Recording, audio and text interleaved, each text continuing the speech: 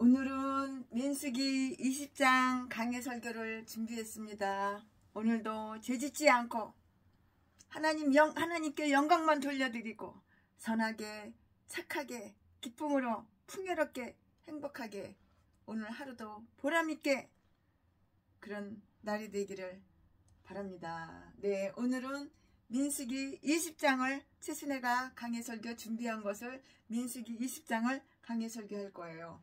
오늘 민수기 20장에서는 광야 유랑 제40년 마지막 해의 그 역사가 시작이 돼요. 출애굽 제2년 초에 그들은 사막에서 검역 기간을 가지라는 그 선고를 다 이렇게 받았어요. 거기에서 40년간의 지루한 혁명기, 40년 동안 혁명기가 있었는데 얼마나 지루하고 따분한지 혁명기를 치렀다고요. 그러나 이 마지막 해가 되기까지의 기록은 거의가 없어요. 제40년에는 그들이 가나안의 국경에까지 다 와 있었는데요. 그리고 그 해의 역사는 제일 첫 해의 역사와 마찬가지로 상세하게 자세하게 이렇게 기록이 다 되어 있어요. 오늘 민수기 20장에 실려있는 이야기는 다음과 같은데요. 그 다음과 같은 이야기를 최순애가 지금부터 말씀을 다 드리고 설명을 드리겠어요. 오늘은 다 민수기 20장이에요. 전만 얘기하고 장은 말씀 안 드려요. 미리암의 죽음! 미리암이 죽었어요. 뭉두병에 걸렸다가 모세를 비방하다가 문두병에 걸렸다가 모세가 기도해가지고 문두병이 깨끗하게 치료됐죠? 이번에는 미리암이 죽었어요. 1절 말씀에. 그리고 반석에서 생수가 나와요. 물이 퐁퐁퐁퐁 나와요. 반석에서 물이 나옴. 물이 없어 고생하는 이스라엘. 물이 없으면 사람이 어떻게 살아요? 물이 없어서 고생을 했잖아요. 이스라엘이. 물이 없어 고생하는 이스라엘 2절 말씀이고요. 거기에 대한 그들의 원망. 그러니까 물이 없으니까 얼마나 원망을 해요. 이스라엘 백성들이. 이 말씀은 3절부터 5절까지. 반석에서 물을 내어 줌으로써 하나님의 사랑과 권능이 나타나요. 6절부터 9절까지. 이 일로 인한 모세와 아론의 범죄 10절부터 11절까지 10절, 11절, 10절, 11절 그들에 대한 하나님의 분노. 하나님이 열받으면 무서운 거 알죠? 최순애가 열받으면 별 볼 일 없어요. 근데 하나님은 열받으면 진짜 무서워요. 아주 무서운 분이에요. 하나님은 화가 나면 진짜 무서워요. 그들에 대한 하나님의 분노 12절하고 13절이 하나님의 분노가 다 기록이 되어 있고요. 에돔인들과의 협상, 이스라엘의 요구 14절부터 17절, 에돔인들의 거부 18절부터 21절까지. 네, 이 말씀은 그러니까는 민수기 20장 말씀을 쪼개 나눠 분리해 그래가지고 다 설명을 드릴 거예요. 이게 바로 강해예요. 그래야지 말귀를 알아듣고 싶죠. 대제사장 아론이 호르산에서 죽음. 엘리아살이 뒤를 잇고요. 백성은 그를 애곡한다고요. 22절 이하에 다 기록이 되어 있어요. 네, 오늘 이 말씀 가지고 이제 강해 설교할 건데요. 오늘의 설교 제목은 강해 설교 제목은 무리바의 물 사건. 무리바의 물 사건. 본문 말씀은 민수기 20장 1절부터 13절까지. 1절. 정월에 이스라엘 자손 곧 온 회중이 신 광야에 이르러서 백성이 가데스에 거하더니 미리암이 거기서 죽음에 거기 장사하니라. 2절. 회중이 물이 없으므로 모여서 모세와 아론을 공박하니라. 3절. 백성이 모세와 다투어 말하여 가로되 우리 형제들이 여호와 앞에서 죽을 때에 우리도 죽었다면 좋을 뻔하였도다. 4절. 너희가 어찌하여 여호와의 총회를 이 광야로 인도하여 올려서 우리와 우리 짐승으로 다 여기서 죽게 하느냐. 5절 너희가 어찌하여 우리를 애굽에서 나오게 하여 이 악한 곳으로 인도하였느냐. 이곳에는 파종할 곳이 없고 무화과도 없고 포도도 없고 석류도 없고 마실 물도 없도다. 6절 모세와 아론이 총회 앞을 떠나 회막 문에 이르러 엎드림에 여호와의 영광이 그들에게 나타나며 7절 여호와께서 모세에게 일러 가라사대 8절 지팡이를 가지고 내 형 아론과 함께 회중을 모으고 그들의 목전에서 너희는 반석에게 명하여 물을 내라 하라. 내가 그 반석으로 물을 내게 하여 회중과 그들의 짐승에게 마시울지니라. 9절 모세가 그 명대로 여호와의 앞에서 지팡이를 치하니라. 10절 모세와 아론이 총회를 그 반석 앞에 모으고 모세가 그들에게 이르되 패역한 너희여 들으라. 우리가 너희를 위하여 이 반석에서 물을 내랴 하고 11절 그 손을 들어 그 지팡이로 반석을 2번 치매 물이 많이 솟아 나오므로 회중과 그들의 짐승이 마시니라. 12절 여호와께서 모세와 아론에게 이르시되 너희가 나를 믿지 아니하고 이스라엘 자손의 목전에 나의 거룩함을 나타내지 아니한 고로 너희는 이 총회를 내가 그들에게 준 땅으로 인도하여 드리지 못하리라 하시니라. 13절 이스라엘 자손이 여호와와 다투었으므로 이를 무리라 하니라. 여호와께서 그들 중에서 그 거룩함을 나타내셨더라. 아멘. 이 말씀은 오늘 본문 말씀이에요. 이 본문 말씀 가지고 오늘 강해 설교 쭉쭉쭉쭉 할 거예요. 이어서 할 거예요. 네, 그들은 38년 동안 38년이면은 길면 긴 세월이죠. 그들은 38년 동안 사막에서 긴 행군보다는 아주 지루한 그러한 휴식을 취했어요. 그들이 뒤에는 뭐가 있었냐? 홍해가 있었어요. 홍해. 여러분 홍해마저 다 아시죠? 이제 이스라엘 군병들은 다시 가나안으로 행하고 있었는데요. 하나님의 하나님의 그 정의로운 심판을 받아서 다시 방랑의 길을 계속해야 했던 바로 그곳에서 그리 멀지 않는 곳에 지금 와 있는데요. 지금까지 그들은 미로와 미궁 속을 헤맸다고요. 그러는 동안 형을 받은 벌 받은 거죠. 이제 그러는 동안에 형을 받은 폭도들에 대한 그 선고가 다 실행이 된 거예요. 다 실행이 됐다고요. 그러나 이제는 저들이 다시금 정도에 들어섰는데요. 그들은 가데스에 머물렀어요. 가데스 여러분 다 아시잖아요. 가데스에 머물렀다고요. 1절 말씀에. 그러나 가나안 국경에 접해 있는 가데스 광야가 아니고요. 에돔의 경내에 있는 그 다른 가데스였는데요. 약속의 땅은 아직도 멀었어요. 아직도 멀었다고요. 그러나 홍해를 떠나서 가나안으로 가는 그러한 도중이었고요. 그들은 급히 가나안 쪽으로 돌아가고 있는 중이에요. 급하게 그냥 가나안 쪽으로 돌아가고 있어요. 거기에 미리암, 곧 모세와 아론의 누나가 거기에서 모세의 누나, 모세의 동생이 아니에요. 모세의 여동생이 아니에요. 모세의 누나가 바로 미리암이에요. 그러니까 모세의 여동생이 아니고 모세의 누님이에요. 모세의 누나 이름이 바로 미리암이라고요. 그 문둥병 걸렸다가 모세가 기도해서 문둥병 깨끗하게 치료받은 그 미리암이요. 거기에서 미리암, 곧 모세와 아론의 누나가 죽었어요. 모세와 아론의 누나가 거기서 죽었다고요. 모세의 누나도 되고 아론의 누나도 돼요. 미리암이. 아마 모세와 아론보다 더 나이가 많아 보이는데요. 모세가 갈대의 상자에 담겨 강에 던질 때에 그것을 목격한 그 누나가 바로 미리암이라고 본다면 분명한 말이에요. 틀린 말이 아니에요. 출애굽기 2장 4절에 다 나와요. 모세가 아기 때 이렇게 갈대 상자에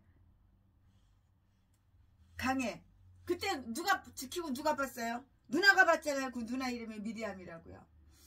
이스라엘에게 많은 자비를 베푼 그러한 도구 노릇을 했었는데요. 미가서 6장 4절 말씀에 모세와 아론이 지팡이를 들고요. 이스라엘 앞에서 가며 그들을 위해서 기사를 행할 때에 미리암은 나팔을 들고 그러한 기사를 베푸신 하나님을 찬양하며 그들 앞에서 갔어요. 미리암이. 출애굽기 15장 20절을 읽어보면 다 나와요.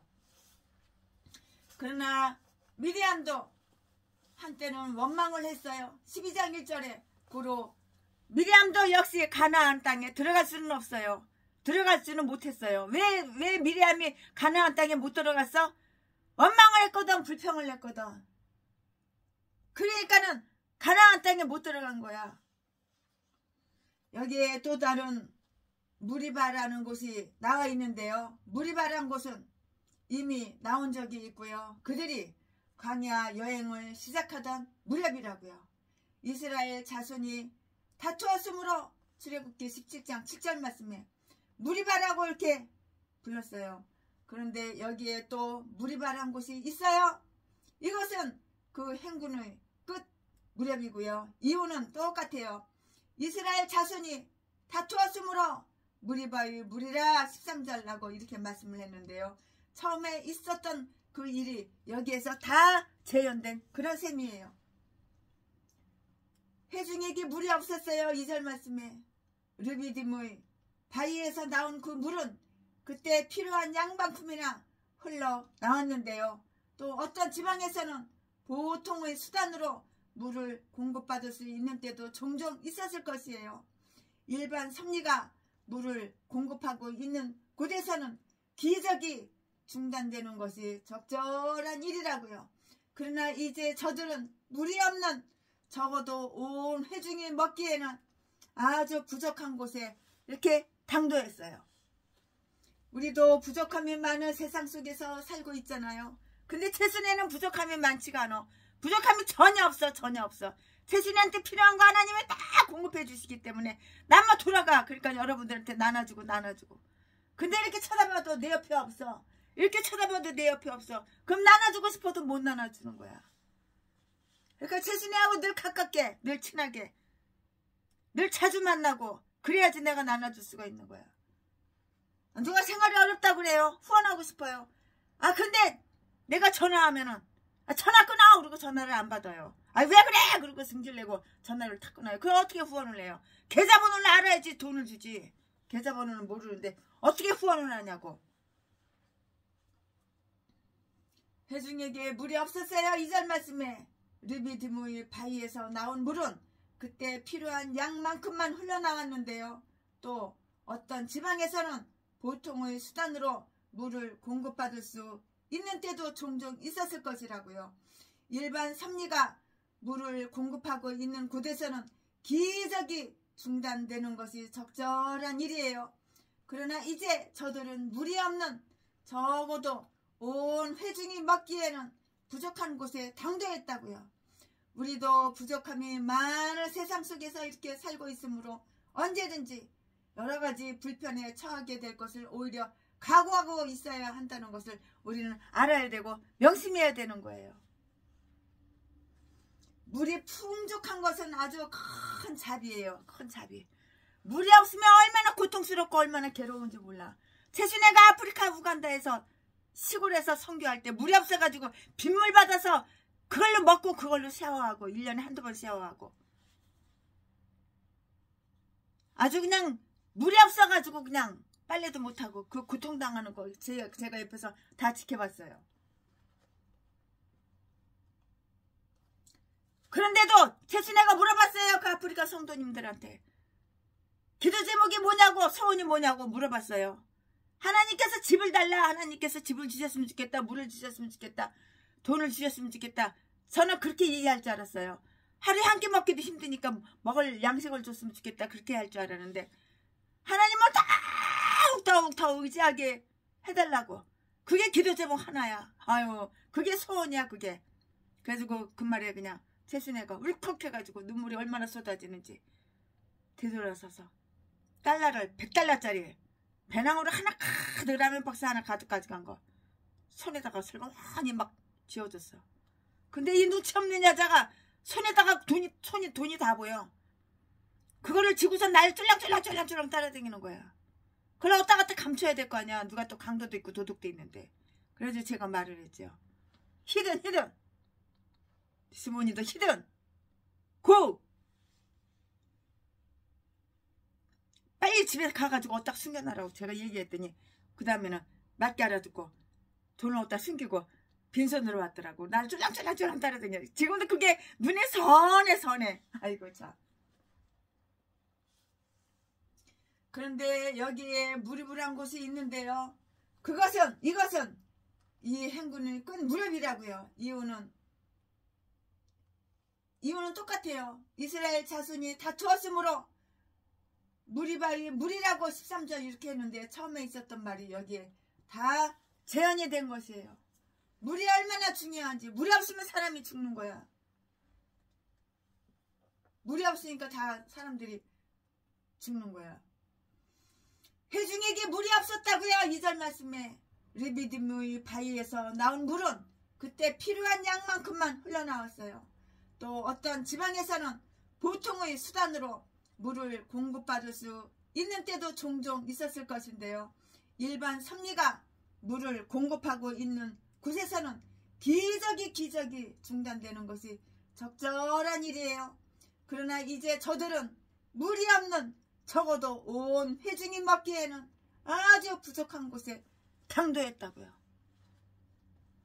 우리도 부족함이 많은 세상 속에서 살고 있으므로 언제든지 여러 가지 불편에 처하게 될 것을 오히려 각오하고 있어야 한다는 것을 우리는 알아야 되고 명심해야 하는 거예요. 물이 풍족한 것은 아주 큰 하나님의 은혜고 하나님의 자비예요. 물이 풍족하다는 것은 우리가 필요한 자비를 발견했을 경우에는 그 자비의 증가를 고백해야 한다고. 이리하여 그들은 원망과 소동을 일으켰다고 2절 말씀에 모였다고요. 그리고 모세와 아론을 치려고 팔을 들었는데요. 그들은 모세와 아론에 대항하여 다투었어요. 3절 말씀에 그들의 부모들이 하던 똑같은 말투였고요. 그들은 잠시 하나님의 자비가 없어 보이는 곳에 처하기보다는 차라리 하나님의 심판의 손에 악인들과 함께 죽어 버렸더라면 좋았을 것이다 라고 이렇게 말을 했다고. 우리의 형제들이 여호와 앞에서 죽을 때 우리도 죽었더라면 좋았을 것을 자기들을 살려둔 것에 대해 하나님께 감사하기는커녕 마땅히 그래야 했고요. 그들은 집행유예를 내린 자비를 멸시하고요. 하나님께서 더 큰 악을 베푸시려고 잠시 불속에서 꺼내어 놓았다는 듯이 하나님의 자비에 도전했다고요. 그러나 실상 저들이 자기들 형제들과 함께 죽었기를 바랄 필요도 없고요. 저들은 이미 잠시 후면 그들의 형제들처럼 죽을 자들이기 때문이라고요. 잠시 후면은 다 뒤지는 거야. 다 죽는 거야. 여호와의 나를 사모하는 자에게 화가 있으리라. 아모서 5장 18절. 자기들을 애굽에서 끌어내어 광야로 몰아 넣었다고 이렇게 분노를 했는데요. 4절 5절 말씀에 그들은 모세와 싸웠어요. 그러나 모세가 한 것은 여호와의 일이라는 것을 그들은 다 알고 있어요. 저들은 어느 민족에게 보다도 큰 은혜를 받고도 그것이 자기들이 권리 침해라고 이렇게 말을 했고요. 그들은 자유보다는 노예를 원했어요. 차라리 자유보다는 노예가 더 좋아. 아유, 똑같아. 참. 노예 자유보다는 노예를 더 원했다고. 전라도 개목사들하고 똑같아. 아, 빨갱이가 더 좋아, 빨갱이가 더 좋아. 아, 북한이 더 좋아, 북한이 더 좋아. 공산당이 더 좋아, 공산당이 더 좋아. 똑같아. 개목사들하고 똑같아. 자유보다는 노예를 더 원했고 더 좋아했다고. 약속의 땅보다 속박의 집을 좋아했다고. 저들이 당면한 어려움은 물뿐이었지만 저들에겐 무언가 꼬투리를 잡으려는 마음이 가득했고요. 자기들에게 포도나무나 무화과가 없다는 것이 가장 견딜 수 없는 고생이라는 듯이 투덜투덜 불만이 더럽게도 많어. 투덜댔다고. 그럼 다음 사실은 저들의 범죄를 가중시키는 것인데 거기에 대해서 또 설명을 조금 드릴게요. 네, 그들은 지금까지 부모들의 불평과 불신으로 인해서 고생해 왔는데요. 그들은 그 부모들의 패덕을 지고 40년간 광야에서 14장 33절 말씀에 유랑하게 되었고요. 이제 그 40년이 거의 차게 되었어요.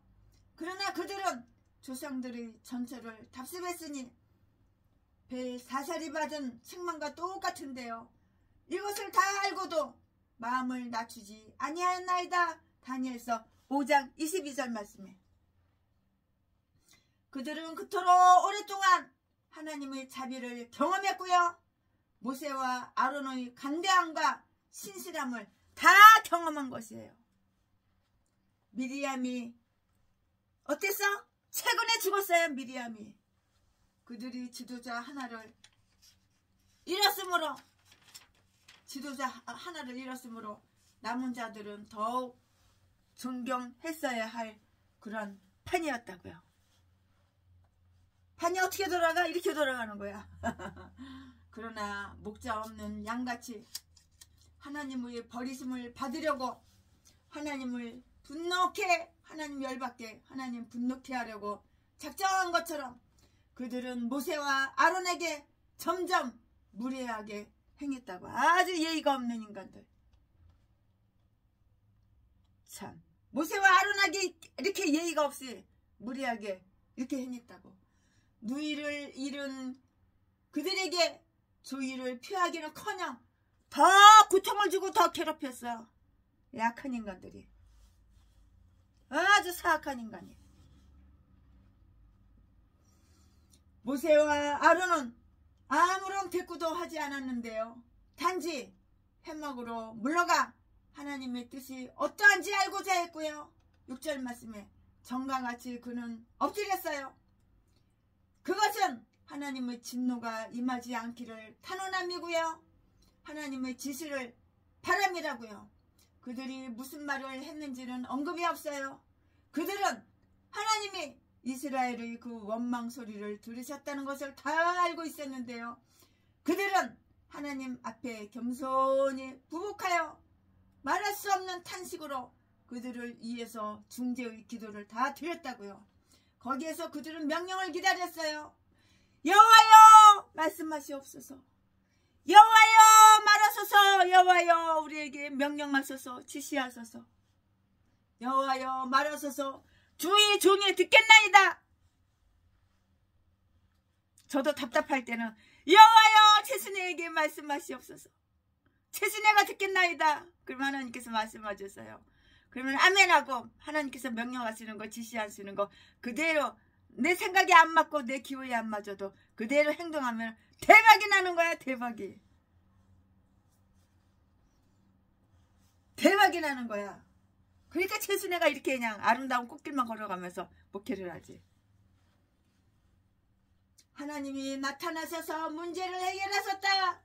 죄인들을 그들이 제대로 심판하시기 위해 법정에 나타나신 것이 아니었고요. 아니 그는 다시는 에브라임을 멸하지 않으실 것이다. 호세아서 11장 9절 말씀에 또 항상 다투시지 않으신다. 창세기 8장 21절 말씀에 다 기록이 되어 있으니까 참조해 보시기 바랍니다. 다 거기에 기록이 되어 있어요. 하나님은 영광의 보좌에 나타나셨는데요. 그들의 부당한 원망 소리를 제어하시기 위해서이고요. 6절 말씀에 여호와의 영광이 나타난 것은 사람들의 요동을 그치게 하기 위함이고요.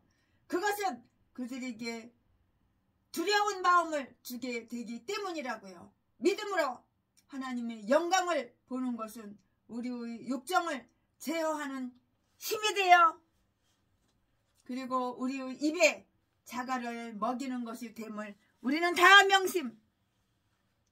이렇게 명심하자고요.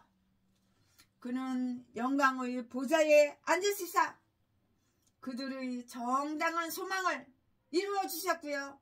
물을 달라는 그들의 요구는 아주 필연적이에요. 물 달라고. 그 물 달라는 요구 필연적이잖아요. 비록 그들의 탄원 방식이 원망조며 불법적인 것이었지만 하나님은 물을 주지 않고요. 그들을 심판하려 하신 것이 아니고요. 즉각 요구에 응하라는 그 명령을 다 이렇게 내렸어요. 8절 말씀에 모세는 하나님의 이름으로 2번 명하여 반석에서 물을 내라는 그 명령을 다 받았고요. 그것은 전과 똑같이 그 백성에게 좋은 것으로 채워주시며 아무리 그들이 역경에 처하고 자연적 조건이 극한에 처해 있더라도 변함이 없다는 것을 보여주시려는 것이에요. 전능하신 하나님은 바위에서 물을 내실 수 있으며 또 이미 그렇게 했고요. 다시 그렇게 하실 수가 있으니 그의 팔이 짧지 않기 때문이라고요. 그런 사건은 지난번 경우의 그 바위에만 있을 수 있는 일이라는 생각을 다 못 가지게 하기 위해서 즉 그 바위 주위에 어떤 숨은 샘이 있었다든가 샘, 우물, 물 나오는 거 생수, 샘이 있었다든가 하나님은 다른 한 바위를 지시하셨고요.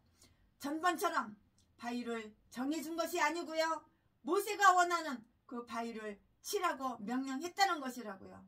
전능하신 분에게는 어떤 것이든 다 똑같아요. 쌤쌤이에요. 마찬가지예요. 하나님은 지팡이를 들라고 이렇게 했어요. 그가 애굽에 재앙을 불러들이고 바다를 갈랐던 그 유명한 지팡이이고요. 그의 손에 있었던 것이고요. 그 지팡이는 모세와 그 백성에게 하나님께서 이미 행하신 위대한 사건들을 상기시켜 주었을 것이고요. 또한 지금도 하나님을 믿도록 이렇게 용기를 주었어요. 이 지팡이는 해막에다 두었던 것이 분명하고요. 9절 말씀에 복음서에서처럼 그 지팡이를 하나님의 지팡이 곧 그 능력이 지팡이라고 이렇게 불리웠다고요. 시편 110편 2절 말씀에 아마 그 지팡이가 모세의 지팡이를 가리킬 것이기 때문이라고요.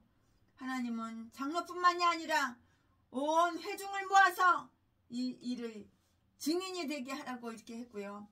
자기들이 눈으로 직접 보면 저들이 불신앙이 부끄럽게 될 것이며 또 확신도 커질 것인데요. 하나님의 기사에는 속임수가 없어요. 그래서 그것은 빛을 피하지 않으며 많은 증인들이 목격을 피하지 않는다고. 하나님은 모세에게 바위를 향해 명하라고 이렇게 했어요. 모세는 하나님의 명령대로 하려 했는데요. 그래서 그렇게 말이 많고 하나님의 음성에 귀를 기울이려 하지 않던 자들을 아주 쪽팔리게 부끄럽게 했을 것이라고요. 그들이 마음은 이 바위보다도 더 굳어 있어요. 마음이 돌덩어리처럼 굳어 있어. 마음이 부드럽지가 않아. 마음이 돌덩어리처럼 바위보다 더 굳어 있었다고. 굽힐 줄을 몰라요. 또한 복종할 줄을 몰라요. 순종할 줄을 모른다고. 하나님은 그 바위가 물을 내리라는 약속을 했어요. 8절 말씀에. 그 말씀에 다 그대로 되어 있어요. 그대로 다 되었다고. 11절에. 물이 솟아나왔고요. 이것은 반석에서 꿀을 내며 단단한 바위에서 기름을 내실 수 있는 하나님의 권능의 한 그 예증이고요. 동시에 그렇게 죄 많은 백성들에게 행한 하나님의 자비와 은혜의 한 예증이기도 하다고요. 이들은 새로운 세대들이에요. 옛 세대는 이때쯤 되어서는 거의가 다 죽어버렸고요.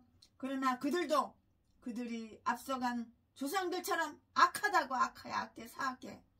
저들이 피 속에는 원망의 피가 흐르고 있었고요. 그러나 거룩한 은혜에 대한 자격은 상실되지가 않았어요. 아니, 그것은 하나님의 권능처럼 빛나는 하나님의 인내심의 덕분이었다고요. 그는 하나님이요 인간이 아니라고요. 하나님이 하나님하고 인간하고 똑같아 틀려요.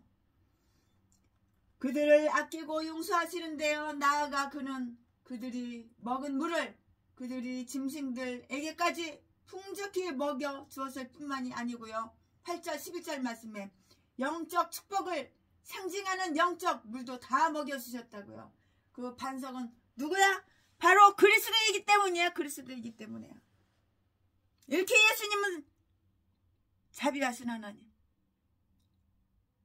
사랑이 많으신 예수 그리스도.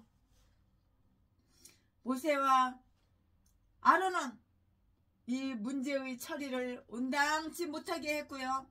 그래서 하나님은 그들에게 심히 노하여 그들이 이스라엘을 가나안으로 인도해 드리는 영광을 차지하지 못하리라고 그렇게 했어요. 10절부터 12절 말씀에 이것은 이 이야기 중에서 특이한 부분인데 그러나 많은 교훈이 다 이 이야기에 포함이 되어 있어요. 말 속에 말이 들어있는 거예요. 이 일로 하나님은 대단히 노하셨고요. 그것은 당연했어요. 하나님은 결코 이유 없이 노하시지 않아요. 하나님께서 열받으면 아무런 이유 없이 괜히 열받는 게 아니야. 심심해서 열받는 게 아니야.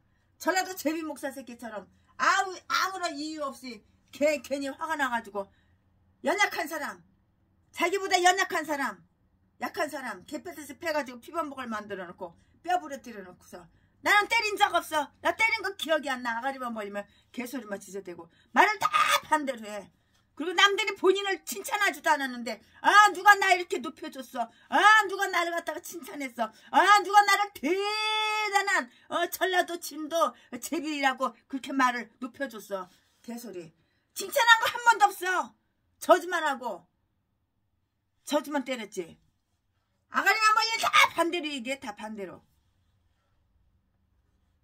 그러니까 자지나 팔아서 처먹고 살지 평생 동안. 도둑질하고 강도질하고 사람 때려서 돈이나 뺏고 개짓거리 헛짓거리만 하고 살지. 이 일로 하나님은 대단히 노하셨어요. 그것은 당연했다고요. 하나님은 결코 이유 없이 노하시지 않는다고요. 전라도 제비새끼하고 틀려. 이딴 것들이 다 목살해. 아무런 이유 없이 그냥 사람을 개패듯이 패고 혈기 팍팍 뿌리고. 목사라는 새끼가 자기 사모한테 야 이 씨발년아 야 이 족같은 년아 네 재산 수백억 그건 다 내 거고 너는 내 거 아니라고. 나는 나보다 20년 30년 연하 어린 여자가 맛있고 쫄깃쫄깃하고 나는 좋다고. 씨발년아 족같은 년아. 맨날 개소리만 지저대는 똥개 새끼하고 하나님은 틀려요. 이 일로 하나님은 대단히 노하셨는데요. 그것은 당연했다고요. 하나님은 결코 이유 없이 노하시지 않기 때문이에요. 그들이 당신의 종이고요. 자비를 받아 신실했고요. 총애 받는 자들이고요. 지극히 영광을 받았던 자들이지만 그들이 생각하고 말하고 행동한 것 때문에 하나님은 그들이 불신앙이 이스라엘이 당하던 것처럼 죽게 행함으로써 수치와 곤욕을 당하게 하셨어요. 즉 가나안에 못 들어가게 하신 것이라고. 분명히 그 범죄는 그러한 처벌을 받아야만 했다고. 죄를 졌으니까 하나님 벌을 주시는 거야. 죄를 지는 인간이 어떻게 가나안에 들어가. 범죄만 저지르고 범죄 사실 숨기고 감추고 나는 회개할 하나도 없어. 개소리만 지저대는 전라도 제비 새끼가 어떻게 천국에 가. 지옥 가는 새끼가.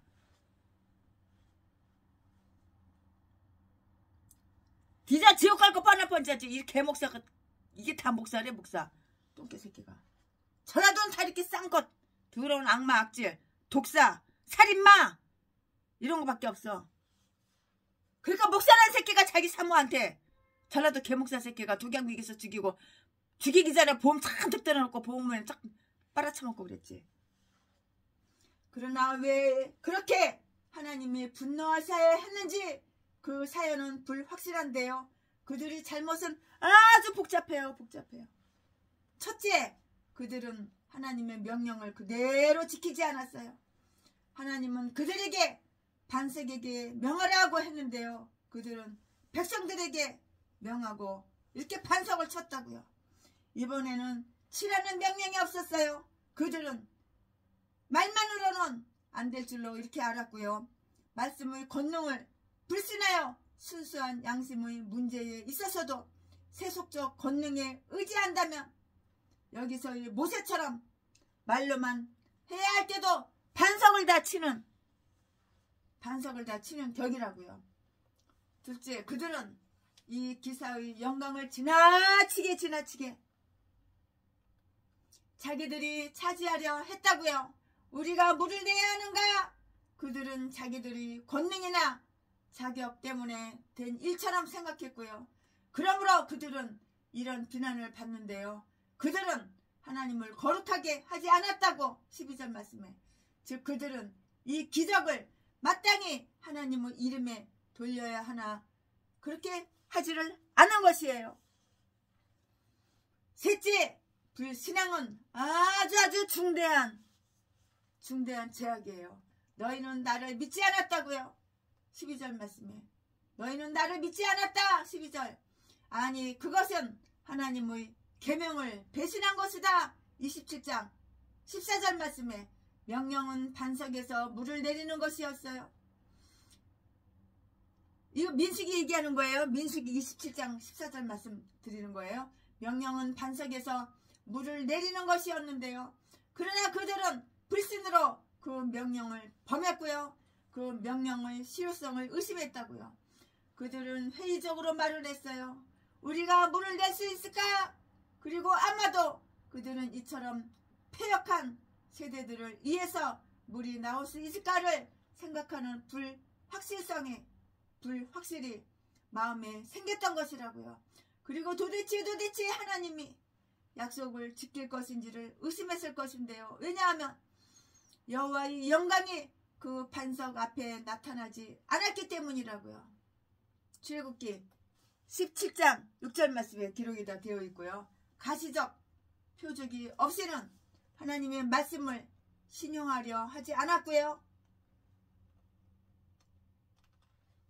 이제 그 불신은 이제 그 40년이 끝장난 지금에 와서 자기들이 과연 가나안에 들어갈 수 있는지 또는 백성들이 원망 때문에 또다시 시련기를 갖도록 저주를 받아야 하는지를 의심한 것이라고 한다고요.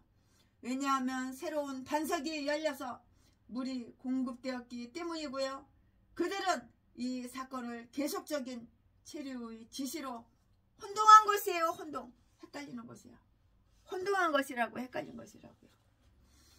그렇다고 하면 이 백성들은 지정된 시간에 가나안에 들어가는데요.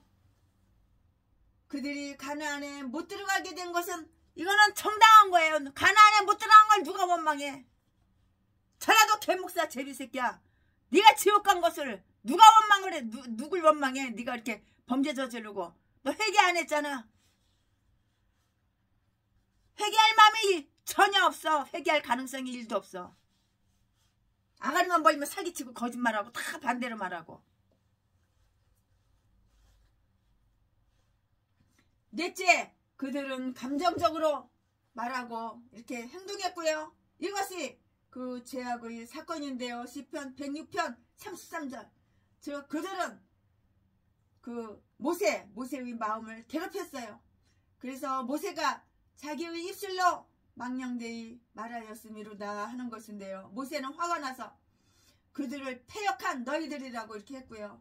그들이 패역한 자들인 것은 사실이에요. 하나님을 그렇게 불렀다고요.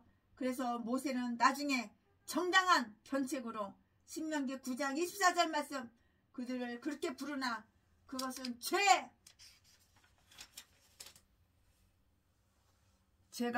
아니었다고. 그러나 여기서는 격한 마음에서 우러나온 소리였어요. 망령되이 터져나온 그런 말이었어요. 그런 발언이었어요. 그것은 라가 또는 바보라고 말한 것과 똑같은 거예요. 바보라고 말한 것이 똑같은 거예요. 그 라가 말이. 그가 반석을 2번 친 것, 처음에 한 번 치고서는 물이 나오기까지 기다리지 못했던 것이 분명한데요. 반석을 2번 친 것은 그가 화가 나 있었다는 것을 말해주고요. 온유한 마음으로 말하면 정당한 말도, 화가 나서 말하면 심한 죄악이 될 수가 있다고요. 야고보서 1장 20절 말씀을 참조해 보시기 바랍니다. 5째로 가장 죄악을 크게 가중시킨 것은 이스라엘 자손이 보는 그 가운데서 그들은 이들에게 희망과 신앙과 온유의 본을 보였어야 했던 것이라고요. 불신앙을 보였다는 그 점인데요. 모세는 다른 때에도 불신의 죄를 범한 것을 다 알 수가 있어요. 11장 12절 11장 22절 23절 말씀에. 그러나 그것은 하나님과 모세의 사이의 일이었다고요. 그러므로 견책을 받았을 뿐인데요. 그러나 이 사건은 공공연한 것이었고요. 그것은 하나님께서 그의 은혜를 그들에게 내려주지 아니하고 하나님을 믿으려는 백성들의 희망을 좌절시키고 있다는 듯이 이스라엘 앞에서 하나님께 치욕을 돌리는 그러한 사건이라고요. 따라서 이 사건을 벌은 엄중했어요. 지위와 영예가 높은 자의 범죄는 그만큼 더 아주 무서운 벌을 받는 그런 법이라고요. 이 사건 전체에서 우리가 배울 점이 있어요. 그럼 무엇을 배울 점인가? 가장 선량한 인간, 착한 인간, 가장 탁월한 은혜를 받은 사람이라도 가오를 저지를 수 있다는 거예요. 아무리 착하고 아무리 선한 사람도 실수를 할 수가 있는 법이에요. 가오를 저지를 수는 있는 법이라고요. 모세는 아주 대단하게 온유하고 겸손한 사람이었어요. 그러나 모세는 감정을 나타내는 죄를 지었다고요. 그러므로 섰다고 생각하는 자가 넘어질까 조심하자. 이 말씀은 잠언에 있는 말씀이죠. 하나님의 재판이 사람의 재판과는 똑같지가 않아요. 달라요. 우리는 모세의 언동에는 별로 잘못이 없다고 이렇게 생각할 수도 있고요. 그러나 하나님은 그것이 당신께 중대한 모욕이 된다는 것을 다 아셨어요. 그는 인간의 마음의 바탕을 아시고요. 그 기질을 아시고요. 그들이 무엇을 꾀하는지를 아시고요. 무슨 일을 하려고 하는지를 알고 계신다고요. 그러므로 그의 심판은 신실에 따른 것임을 확신할 수가 있어요.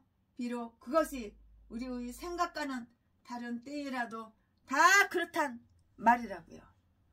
하나님은 자기 백성의 죄까지도 다 살피시고 분노하셔야 우리 하나님은 그런 하나님이에요. 당신께 가까운 자일수록 더욱더 노하신다고요. 아모스 3장 2절 말씀에 시편 저자는 모세와 아론의 이 죄를 다음과 같이 말한 것인데요. 시편 99편 8절 말씀에 주여 주는 저들이 행한 대로 갚기는 하셨으나 저들을 용서하신 하나님이시나이다. 많은 사람이 그 생애 속에서는 남김을 받으나 저 생에 가서는 심판을 받듯이 이 생 속에서 벌받은 많은 사람도 또한 저 생에 가서는 구원을 받기도 한다. 예, 우리의 마음에 화가 났을 때, 혈기가 팍 날 때, 우리의 마음에 화가 났을 때에는 혀로 범죄하지 않도록 우리는 조심해야 하는 거예요. 그러나 이것은 모세의 정직성과 기록에 있어서의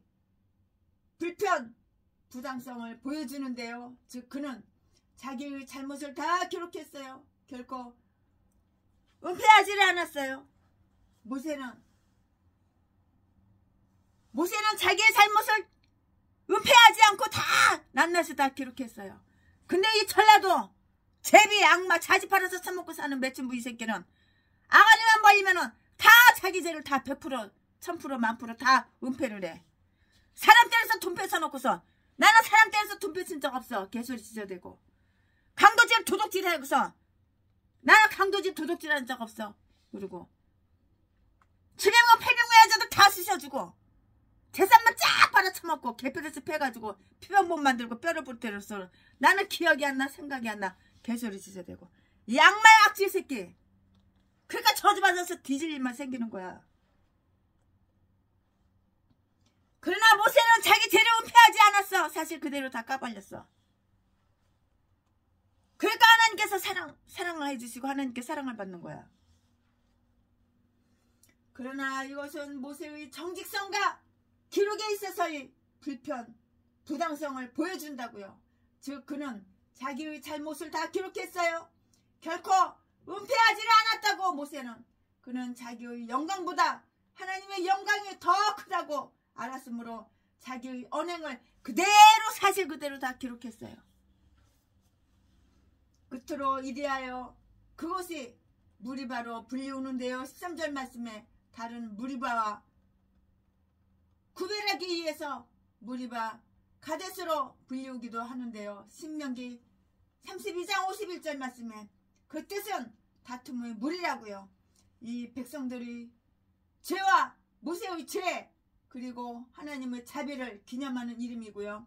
그들이 죄악에도 불구하고 하나님은 그들에게 물을 주고 모세를 영예롭게 인정해 주신 자비의 기념비라고요. 이리하여 하나님은 그들에게서 영광을 다 받으셨어요. 그러니까 하나님께서 다 영광을 받으신 거야. 이 전라도 제비새끼는, 전라도 진도 박씨 제비새끼는 아가리만 벌리면 사기치고 지 아가리로 약속한 거 한마디도 지키질 않아. 세술에 악기를 갖다가 다 집어던져가지고 8,750만원어치 다 때려부시고 나서 내가 자지 팔아서 내가 탁송해서 벌어서 다 갚아줄게 그래놓고서 10원짜리 1원짜리 하나 안 가져와. 지 아가리로 약속한 거 지키지를 않아. 39차례 개패스 패가지고 뼈 부러뜨려놓고서 병원비 5,750만원 나온 거 내가 자지 팔아서 내가 매춘해서 내가 탁송해서 내가 더 돈 많은 여자 꼬셔가지고 유혹해서 그 돈 뺏어가지고 내가 갚아줄게 그래. 그래서 약속 한 마디 다 지킨 적이 없어. 대학을만 털지. 그러나 모세는 정직했어요. 솔직했다고. 모세는 자기 악을 자기 죄를 은폐하지를 않았어. 그러니까 하나님께서 이렇게 사랑을 해주시는 거야. 그들이 죄악에도 불구하고 하나님은 그들에게 물을 주고 모세를 영예롭게 인정해 주신 자비의 기념비라고요. 이리하여 하나님은 그들에게서 영광을 받으셨고요. 이스라엘의 거룩한 분이라고 일컬음을 받았어요. 그 자비가 심판을 물리칠 때 이렇게 불리운다고요. 호세아서 11장 9절 말씀에 모세와 아론은 이스라엘의 목전에서 당연히 그랬어야 했지만 하나님께 영광 돌리지 못했는데요. 12절 말씀에 그러나 하나님은 그들에게서 스스로 영광을 받으셨다고. 하나님은 그 누구에 의해서도 당신의 영광의 침해를 받지 않으시기 때문이고요. 우리가 그를 영화롭게 하지 않더라도 하나님은 우리에게서 영화롭게 됨을 바꿔야 마시는 거예요. 아멘. 지금부터는 설교 제목이 바뀌어요.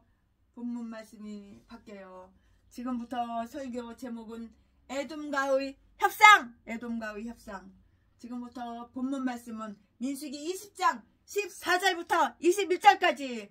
14절 모세가 가데스에서 에돔 왕에게 사자를 보내며 이르시되 당신의 형제 이스라엘의 말에 우리의 당한 모든 고난을 당신도 아시거니와 모든 고난을 당신도 아시거니와. 15절 우리 열조가 애굽으로 내려갔으므로 우리가 애굽에 오래 거하였더니 애굽인이 우리 열조와 우리를 학대하였으므로. 16절 우리가 여호와께 부르짖었더니 우리 소리를 들으시고 천사를 보내사 우리를 애굽에서 인도하여 내셨나이다.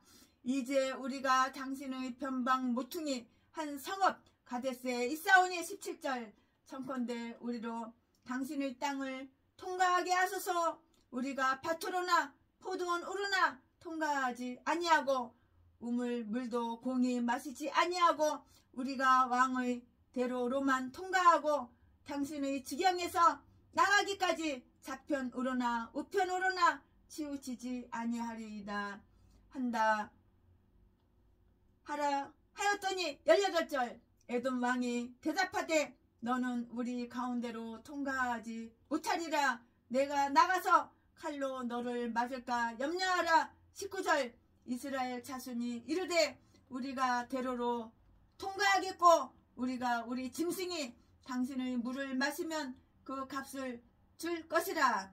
우리가 도보로 통과할 뿐인즉 아무 일도 없으리이다 하나. 20절 그는 가로되 너는 지나가지 못하리라 하고 에돔 왕이 많은 백성을 거느리고 나와서 강한 손으로 막으니 21절 에돔 왕이 이같이 이스라엘의 그 경내로 통과함을 용납지 아니하므로 이스라엘이 그들에게서 돌이키니라. 아멘. 이 말씀 본문 말씀이에요. 이 본문 말씀 가지고 강의 설교 또 이어서 나머지 하겠습니다. 네, 이스라엘 사람들이 에돔 사람들과 그 벌인 협상이 다 나타나 있어요. 그 협상이. 이스라엘 사람들이 현재 진을 치고 있는데요.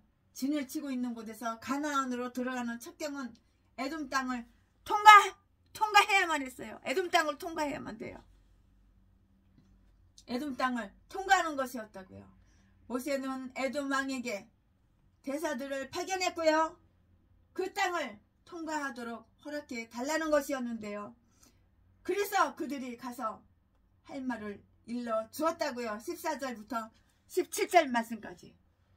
에돔인들에게 친절을 요구하라고 했는데요. 그와 같이 내 형제 이스라엘이 말하였느니라. 이 두 민족은 아브라함과 이삭을 공통 조상으로 하고 있는 민족들이고요. 에서와 야곱은 쌍둥이요. 그들이 각 조상인데요. 고로 혈족 관계에 있다고요. 따라서 그들은 서로 당연히 친절을 기대할 수가 있었고요. 또한 에돔인들은 그들이 형제 이스라엘이 나쁜 음모를 꾸미고 있다거나 자기들을 이용해 먹으려 한다는 그 두려움을 가질 필요는 없었어요. 그런 두려움을 가질 필요는 없었던 것이에요. 그들은 이스라엘의 역사와 현실에 관한 간략한 그 이야기를 에돔에게 들려주어야 했는데요. 이것은 당연히 인정되는 이야기고요. 에돔 사람들에게도 생소한 이야기는 아닌 것이에요. 그리고 여기에는 이중적인 탄원이 있었어요. 이중적인 탄원이 있었다고요. 이스라엘은 애굽 사람들이고 학대를 받았는데요. 그러므로 자기들이 그 친척들에게서 동정과 원조를 기대할 수밖에 없었던 것이에요. 애굽 사람들이 우리와 우리 조상들을 학대하였느니라. 그러나 이제 우리는 형제 에돔에게서는 그러한 고생을 겪지 않게 되기를 바라노라. 이스라엘은 여호와에 의하여 기적적으로 구출되었어요. 그러므로 그들이 지원과 애호를 받아야만 했고요. 16절 말씀에 우리가 여호와께 부르짖었더니 그가 천사를 보내었다. 곧 그의 임재의 천사요 계약의 천사요 영원한 말씀이시니 그가 우리를 애굽에서 구하여 내었도다. 그리고 우리를 여기까지 인도했느니라. 그러므로 하늘의 은총을 받고 있는 백성과 친교하는 것이 에돔인들의 이익이요 그 나라에도 큰 은혜가 된다고요. 그들에게 어떤 피해를 입히면 큰 위험에 닥치는 것인데요. 하나님께서 기뻐하시는 그에게 친절을 베풀고 하나님은 백성을 우리의 백성으로 삼는 것은 지혜로운 일이고요. 해야 할 그런 의무라고요. 오라 너 여호와의 축복을 받은 자요. 오라 너 여호와의 축복을 받은 자요. 그들은 에돔 땅을 통과하게 해달라고 간절히 간청해야 했어요. 하나님이 친히 불 기둥과 구름 기둥으로 이스라엘을 인도하시고 계시므로 그들이 세계 어디를 가든 그것은 정당했을지도 몰라요. 그러나 하나님은 에돔 사람들에게 이 같은 존경의 뜻을 표했으니 그것은 어느 누구의 재산도 종교적 구실로 침해받을 수 없음을 이렇게 나타나는 것이라고요. 세상 영토는 은총이 아니고요. 일반 섭리에 기초해 있어요. 따라서 그리스도께서 사마리아의 고을을 통과하시게 되었을 때 그가 가는 것이 그에게 기분 나쁘게 하기 쉬운 일이었으므로 먼저 사자를 보내어 허락을 구했던 것이에요. 이 말씀이 어디 있어? 누가복음 9장 52절에 이 말씀이 기록이 되어 있어요. 친절을 받은 자는 친절의 요구를 거절하면 안 되죠? 받아들여야죠.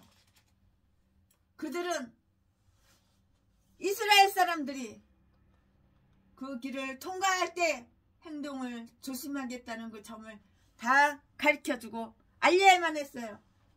왕의 대로만이 아니고요. 땅이나 우물이나 아무의 재산도 침해하지 않을 것이고요. 값을 주지 않고 이용하지는 않을 것이고요. 할 수 있는 한 빨리 도보로 통과하겠다고 했는데요. 17절, 19절 말씀에 아주 공정히 하라는 것이었어요. 그 대사들은 부정적 답변을 가지고 돌아왔어요. 18절 말씀에 에돔, 즉 에돔의 왕은 그 나라의 보호자로서 이렇게 말을 했는데요. 나는 통과하지 못하게 하리라.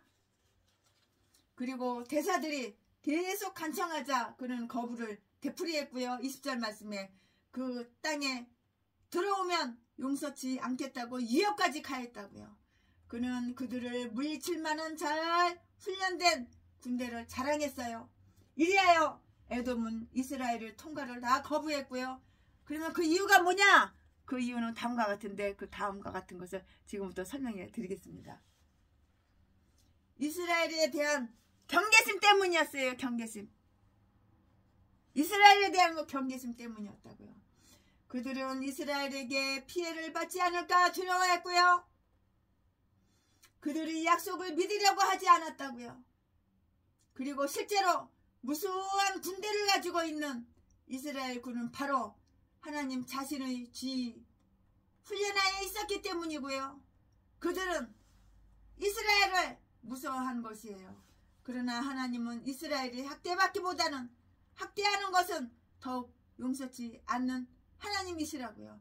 그러나 그토록 의로운 법도와 율례를 가지고 있는 그 민족을 무엇 때문에 두려워해야 한다는 것인가? 뭐 때문에 두려워해야 하는 것이냐고. 에서가 이스라엘에 대하여 에서가 이스라엘에 대해 가지고 있는 그 옛날의 적의 때문인데요. 이스라엘이 자기들에게 피해를 끼치리라는 그 우려를 해야 할 그 이유가 없다고 하더라도 그들은 이스라엘에게 그렇게 큰 선의를 베풀고 싶어 하지는 않았던 것이에요. 에서는 누구를 미워했어? 에서는 야곱을 미워했어. 에서가 지 잘못은 생각을 안 해. 전라도 진도 박씨 제비새끼랑 똑같아. 자기 잘못은 절대 생각 안 해. 자기 잘못은 다 덮어놔. 그리고 다른 사람을 미워하는 거야. 에서는 야곱을 미워했다고 지 잘못은 생각 안 하고 똥대가리가. 에서는 야곱을 미워했어요. 그것은 뭐 때문이었어? 축복 때문이었어. 축복. 그것은 축복 때문이었다고요. 그런데 그 미움이 제기된 것이에요. 바야흐로 그 축복이 물려지려는 때였기 때문이고요.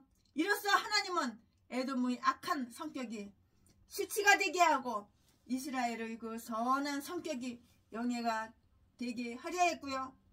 이스라엘은 그들에게서 돌아섰어요. 돌이켰다고. 이 기회에 그들과 싸우려 하지 않았는데요. 우리는 가장 타당한 요구가 부당하게 거부되거나 하나님의 총애를 받는 자나 인간의 치욕을 당한다고 하여서 이상하게 생각해서는 안 되는 거예요. 나는 기머거리같이 듣지 아니하노라. 에돔인들이 이스라엘에게 이러한 경멸을 퍼부은 뒤에 하나님은 에돔을 미워하지 말라고 이렇게 신명기 23장 7절 말씀이라고 하는 그런 특별한 주의를 주었다고요.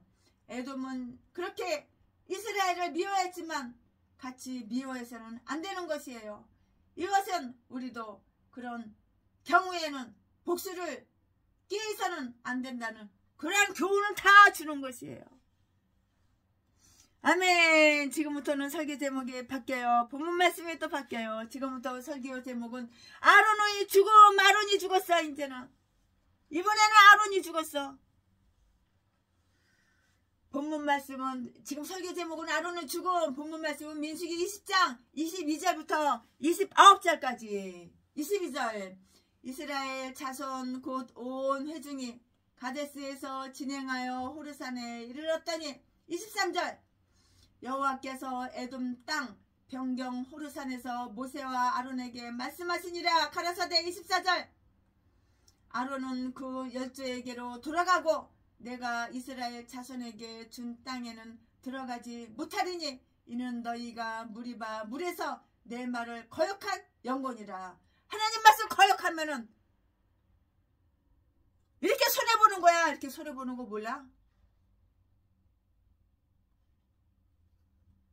25절. 하나님 말씀을 거역했으니까는 이렇게 가나안 땅에도 못 들어가는 거야. 아론이. 25절. 너는 아론과 그 아들 엘르아사를 데리고 호르산에 올라. 26절. 아론의 옷을 벗겨 그 아들 엘르아살에게 입히라. 아론은 거기서 죽어 그 열조에게로 돌아가리라. 27절. 모세가 여호와의 명을 쫓아 그들과 함께 회중의 목전에서 호르산에 오르니라. 28절. 모세가 아론의 옷을 벗겨 그 아들 엘르아살에게 입힘에 아론이 그 산꼭대기에서 죽으니라. 모세와 엘르아살이 산에서 내려오니. 29절. 온 회중 중 곧 이스라엘 온 족속이 아론의 죽은 것을 보고 이하여 30일을 애곡하였더라. 아멘. 이제 아론이 죽었어요. 네. 오늘 그 민수기 20장은 미디암의 장례식에 대한 이야기를 이렇게 시작했잖아요. 그리고 그녀의 남동생 아론의 장례식으로도 끝을 맺어요. 미리암이 누나야. 아론이 미리암이 누나 동생이야. 동생 남동생. 그녀의 남동생 아론의 장례식으로 이렇게 끝을 맺어요. 죽음은 때로 한 가정에 겹쳐서 일어나기도 하는데요. 이스라엘은 그들이 여자 예언자의 죽음으로 당하던 그 고통을 선용하지 못했어요. 그러므로 그 직후에 하나님은 그들이 제사장을 데려갔는데요. 그들이 마음이 어떠한가를 시험하신 것인데요. 이 사건은 그들이 호르산을 자로 두고 떠난 바로 그 다음 단계에 가서 일어났고요. 우리가 어디를 가든지 죽음은 따라오고요. 언제나 무덤은 다 어디에 있어? 우리 곁에 있어요. 무덤은. 죽지 않는 사람이 어디 있어요? 다 죽지요. 하나님은 아론의 죽음을 다 예고했어요. 24절 말씀에 하나님은 모세와 아론을 따로 불러서 이야기를 다 했는데요. 아론은 그 열주에게로 돌아가리라. 열주에게로 돌아가리라. 이 말은 죽는다는 말이야. 사랑하는 두 형제는 이제 헤어져야만 한다는 소리를 들었고요. 형 아론이 먼저 죽어요. 그러나 모세도 멀지 않아서 그의 뒤를 따르게 되는데요. 따라서 그들이 이별은 잠깐이었어요. 천국 가면 또 다시 만나는 거야. 이 명령 속에서 몇 가지 불미한 점이 있어요. 아론은 가나안에 못 들어가요. 가나안에 들어갈 수가 없어요. 아론은 다툼의 물 사건 때에 아론이 자기의 의무를 다하지 못한 것이기 때문이에요. 다 이유가 있으니까는 가나안에 못 들어간 거야. 물론 이 말은 모세의 마음을 아프게 했을 것인데요.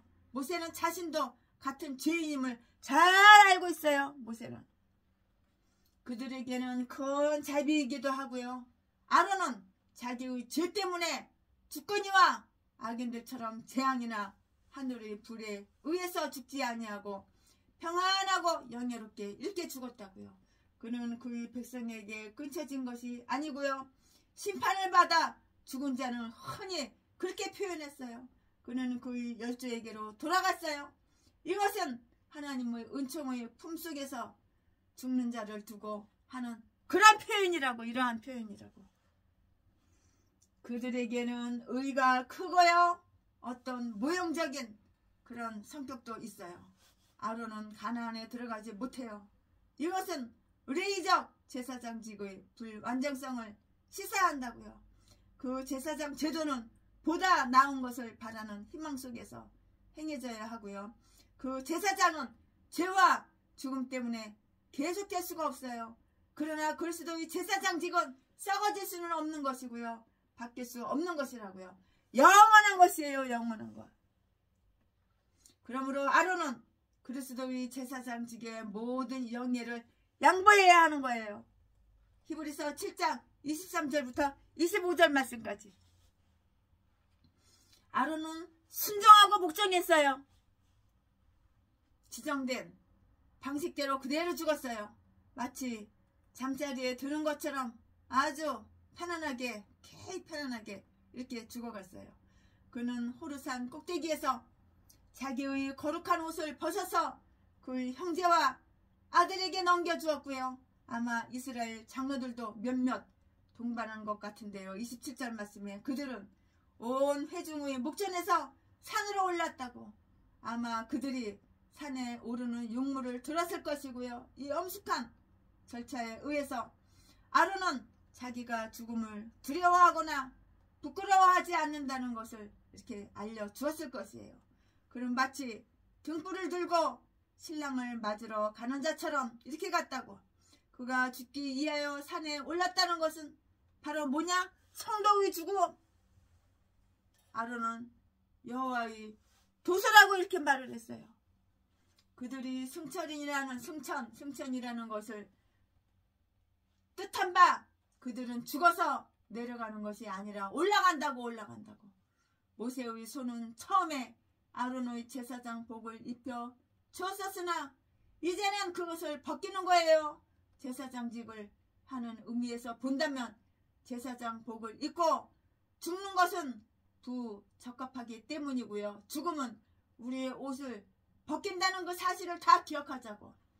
알몸으로 왔으니 알몸으로 가야 하는 거야.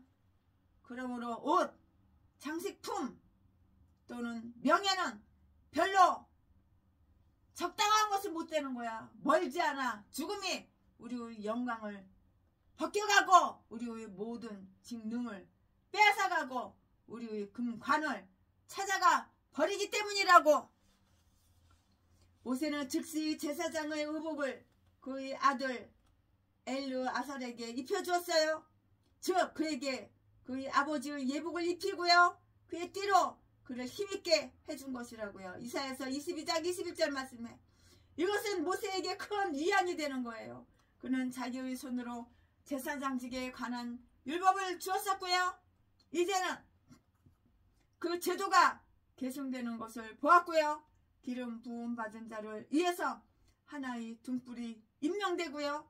죽음도 그 불을 꺼버릴 수 없는 것을 발견했기 때문이라고요. 이것은 하나님이 보호하시는 교회에게 아름다운 징조를 보여준 것이고요. 즉 사역자들과 신도들, 영적 제사장들이고요. 그 한 세대가 가면 또 다른 세대가 그들이 길을 이르리라는 것을 다 보여주는 것이기 때문이에요. 한 세대가 가면 한 세대가 또 오는 거야. 그 백성들에게는 큰 친절이고요.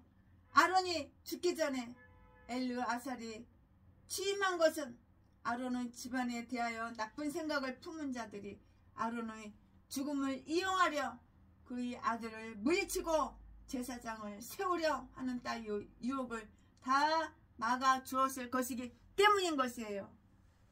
그 문제가 뭐냐고요? 이미 다 결정나고 다 말았으니 그들이 무엇을 할 수 있으랴? 그들이 무엇을 할 수 있었으랴. 또한 그들 중에 하나님을 두려워하고요 있는 자들에게는 격려가 되었을 것이고요. 하나님께서 그들을 떠나시지 않으리라는 것을 보여주는 좋은 증거이기도 했고요. 하나님의 진실함이 결코 패하지 않는다는 것을 다 보여준 약속이기도 했어요. 근데 아론은 거기서 죽었어요. 아론이 거기서 죽었다고요. 그 장소 거기서 죽었어요.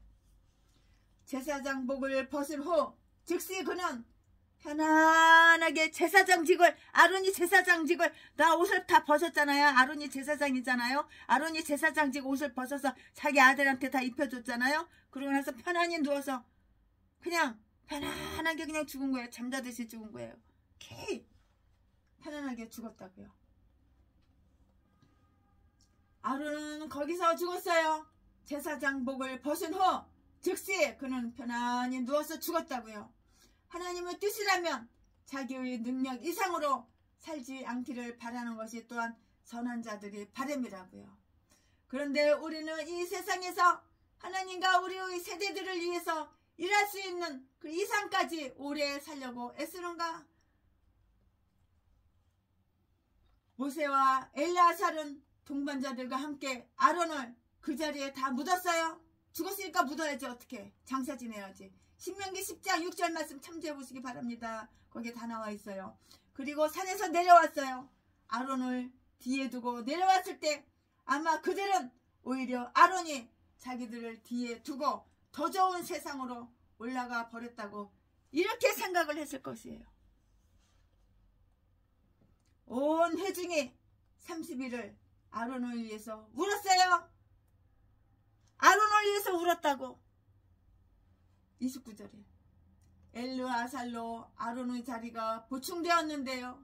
오히려 엘르아살은 생의 황금기에 있었으므로 아론보다는 공무에 더 적합했다고요. 그러나 그들은 고인이 된 대제사장 때문에 곡을 한 것이고요. 그가 살아있을 때에는 사사건건 그에게 원망을 했었고요. 그러나 이제 그가 죽자 그들은 그를 애도했어요. 이로써 자기들이 즐거움을 감사치 않으려 하던 많은 자들은 그것을 잃고 난 후에 슬퍼한다는 것을 다 가르쳐주는 거예요. 많은 선량한 자들은 생전에 보다 죽어서 더 영예를 받는다는 그 사실은 살아서는 핍박을 받던 자들이 죽으면 그들이 무덤에 곱게 단장되는 것으로도 이렇게 다 알 수가 있는 것이에요. 아멘. 최신의 목사가 민수기 20장 강해석여 준비한 것은 여기까지가 끝입니다. 날 구원하신 주 감사, 모든 걸 주신 것 감사, 주신 감사, 지난 죄악이니 감사, 주 내 곁에 계시니 향기로 봄철에 감사, 외로운 가을 날 감사, 사라진 눈물도 감사, 나의 영혼 평안이 응답하신 기도 감사, 거절하신 것 감사, 헤쳐내온 풍랑 감사, 모든 것 채우시니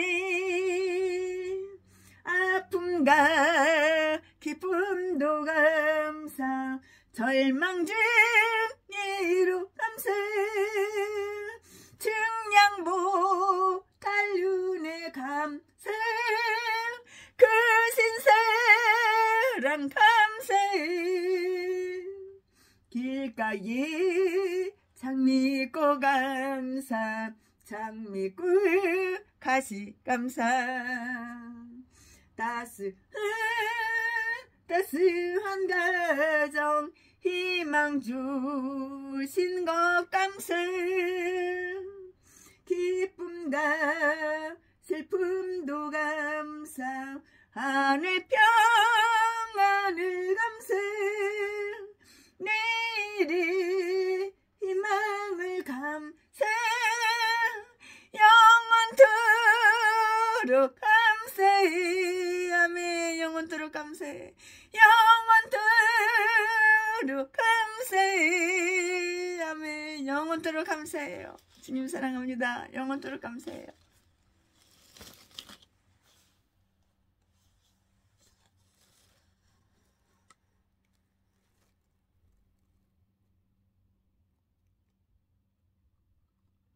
영원토록 감사해요